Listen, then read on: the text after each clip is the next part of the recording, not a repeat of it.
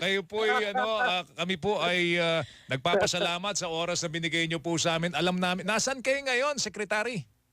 Andito pa sa Pilipinas Mhm. at paalis na rin, paalis na. Kailan kayo pupunta Interview. saan ba ang tungo ninyo? Sa Israel ba? Sa Okay, I will make a first stop to Beirut. Mhm. And then, kasi meron ding tayong Filipino community doon, syempre, na kailangan makadaog palad at para ma-assure sila ng ating assistance mula sa direktiba ng ating mahal na Pangulo. And then I will proceed to Jordan as directed by the President. Okay. Ano po ang plano para sa repatriation ng mga kapuso natin dyan sa Israel? Although ang sinasabi ni Presidente, hindi pa napapanahon. Pero kung I'm sure may latag na kayo kung sakaling kailanganin, Secretary. Yes, yes. Yung mandatory repatriation ay hindi pa napapanahon, but already we know that there are OFWs who are willing to come home, want to come home. Kaya tutulungan natin sila para magkaroon ng facilitated repatriation. And indeed, we will out of Jordan, we will undertake the repatriation efforts.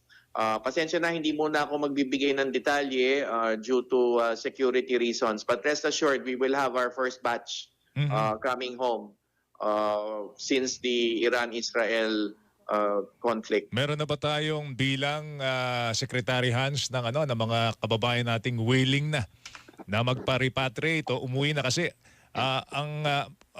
may mga na-interview kami, okay daw silang manatili dun eh. Kaysa naman daw umuwi sila rito at wala silang trabahong datnan. Pero yung iba talaga gusto nang umuwi because of yung problema nila sa seguridad. At, Yes, that's right. For me, it's not a question of whether lahat sila gustong umuwi o hindi. Dahil hindi mandatory repatriation, voluntary repatriation, ang gustong umuwi, yun ang kailangan nating tulungan. And thus far, meron tayong 150 na interesado na magkaroon ng repatriation. But there are processes, of course, no, for the 150 or so. And until we complete the processes, then yung tinatawag na magkaroon ng travel ready status, then doon pa lang sila makakauwi. But rest assured, no, out of this 150, there will be a first batch coming home. Okay. Weekend po yan inaasahan, Secretary. Medyo fluid ang sitwasyon, so hindi muna ako magtatalaga ng timeline. But rest assured, this is being done as soon as possible as directed by the President. Secretary, doon sa 150, lahat po ba ito ay OFWs? Ano, nag-migrate na dyan sa Israel at may pamilya na? When it comes to Israel, halos lahat yan sila ay OFWs. Okay, wala dito may mga pamilya na gusto ring sumama pa uwi. Walang ganon. Meron ding ganon, pero dito sa itong 150 na pinag-uusapan ko, puro mga OFWs. Okay, paano po sakaling mayroong gustong umuwi kasama ang pamilya? Yun po ay papayagan po ng Pilipinas. Yes, of course. Kasama yung pamilya, but as to particular members of the family, naitanong na rin kasi sa akin ito, I will leave that to our embassy, our DFA, kasi nasa larangan nila ito. But I know for sure that yung Filipina and yung children kasali, but as to the other members, I will leave it to the good judgment of our colleagues at DFA. okay. Hindi kailanman naging ganitong katindi yung sigalot sa diyan po sa Israel kasi last year pa natin sinusubaybayan magmula nung sumugod yung mga Hezbollah sa kanila, di ba? At pumatay na mga Israelis. Yes. Pero ito na pinakamalala, Secretary Hans, na pwede nating sabihin na sitwasyon diyan po sa Israel. Sa tingin ko, ito ay kakaiba, no? Let me just put it that way. We have never seen itong ganitong palitan ng missile attacks between the two nations. Of course, nagkaroon na ng mga conflict in the last year or months mula noong October 7 Hamas attack on Israel. But this would be different, no? On a different level, different scale. Ganun na lang muna siguro. I'm not a political security expert, but Yun ang aking namamasid. Okay. Ano po yung sorry John, Sige, ano sige. po yung magti-trigger ng mandatory repatriation? Kasi sabi nga ng mga kapuso natin, parang ang lala na ng sitwasyon eh. Palitan na ng missile eh. At yun, hindi mo alam kung saan maglaland, kung sa bahay mo, kung saan katabi mong lugar. Secretary, ang laki ng panganib na hinaharap po ng mga Pinoy doon. Okay, kailangan maunawaan natin yung senaryo sa Israel. They have bomb shelters. Mhm. And there are protocols. Alam na mga kababayan natin, the Israeli government, the Israeli authorities have made sure, at tayo na rin yung sa embahada ay nagdi-disseminate sa Migrant Workers Office, yung ating labor attaché disseminates information on the necessary protocols. Pero yung ating pagkakaroon ng bomb shelters, I would say has been significant, no, dito sa Israel, dahil it spares a lot of lives, obviously. So ito yung isang napakalaking feature ng Israeli society. Kung walang bomb shelter yung kinalalagian, ay merong municipal, kung walang bomb shelter yung residensya ng or employer ng OFW, merong municipal bomb shelters. So merong matutunguhan ng mga kababayan natin. And of course, tayo rin ay handang tumulong sa mga OFWs. Meron na tayong temporary accommodation facility. Meron na tayong hostel para sa ating mga OFWs kung saan sila lalagi. Sinimulan na natin ito doon sa Rehovot, doon sa lugar na napakalakas ng tama ng Iranian missiles. And then meron din tayong sariling shelter natin sa Tel Aviv. But also we are looking at the opening of a few other temporary accommodations for our OFWs. Pero yun siguro kailangan natin mapaliwanag ng husto na may mga protocols at may mga shelters kung saan pwedeng sumukob.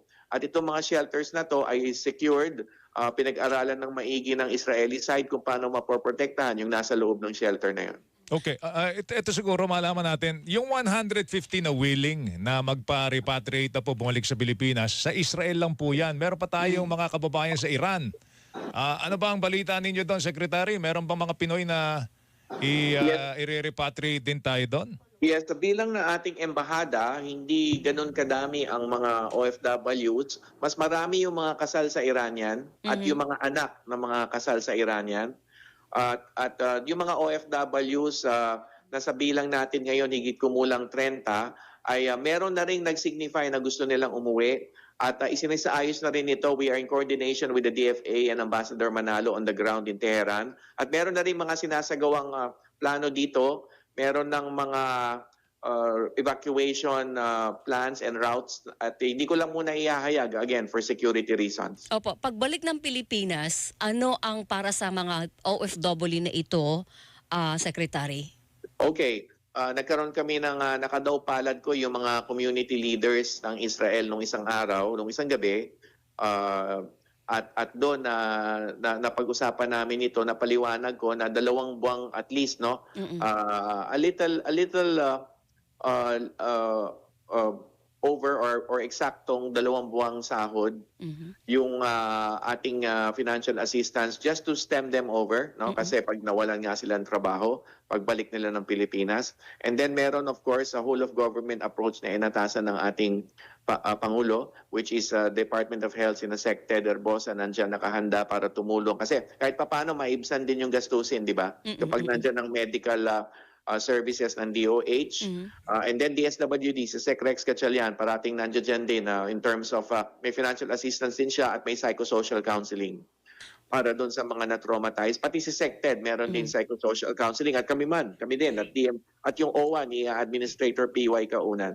So, whole of government approach. TEST Director General Kiko Benitez also provides training vouchers.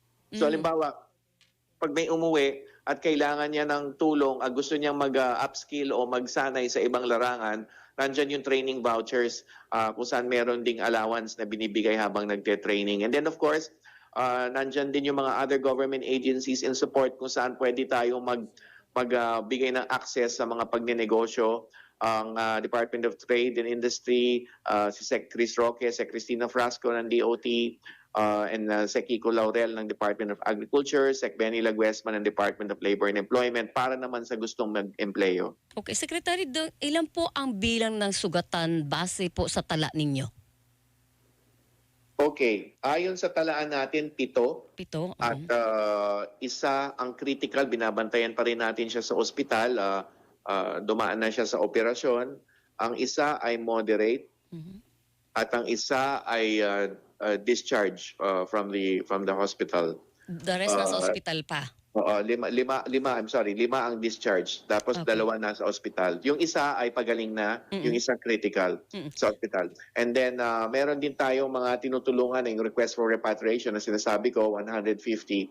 And then meron din tayong tinutulungan na bilang ng mga OFWs na mga 49 at least no sa talaan ng embahada natin na nawalan ng tirahan at we're reaching out to them to give them number 1 shelter assistance and number 2 yung financial assistance. Napakahirap ng trabaho ninyo, Oo. Secretary. Alam po namin na ang pagiging delikado na susuungin ninyo, no? Pagpunta Totoo niyo po yan. diyan sa lugar na ano siya, sumasagip siya ng mga ng mga taong nasa gitna ng digmaan. Totoo yan. Kaya hindi ko rin matatawaran yung medyo Tapang. pumapayat na si Secretary Hans eh. Dati nang slim si Sir eh.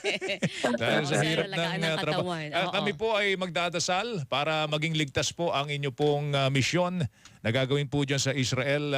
Pag may mga development, tawagan ka namin, Secretary. Mag-ingat po kayo. Opo. Ingat Maraming po. salamat Sir Thank you. Joel, Ma'am Weng at 1348 po ang ating hotline. 1348. Shared by Admin PY and OWA.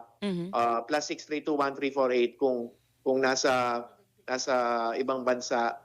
But 1348 ang ating hotline at may sarili ding hotlines yung ating migrant workers offices dun sa Tel Aviv. Kaya't dumulog din po doon. Pwede ko ba ihayag Opo, yung Sige po. hotline? Opo. So yung hotline sa Tel Aviv Migrant Workers Office natin is plus 972-507-622-590. Plus 972-507-622-590. Aside from the general 1348 hotline, may specific hotline tayo sa Tel Aviv. Pwede ba yung mga kababayan natin may mga kamag-anak dyan tumawag at alamin kung... Yes. Yung Kumustahin? sa mga may kamag-anak, ang akma doon yung 1348. 1348. Oo, napakasimple lang. Okay. Okay. Alright. Secretary, Secretary, mag-ingat ingat. ka. Salamat.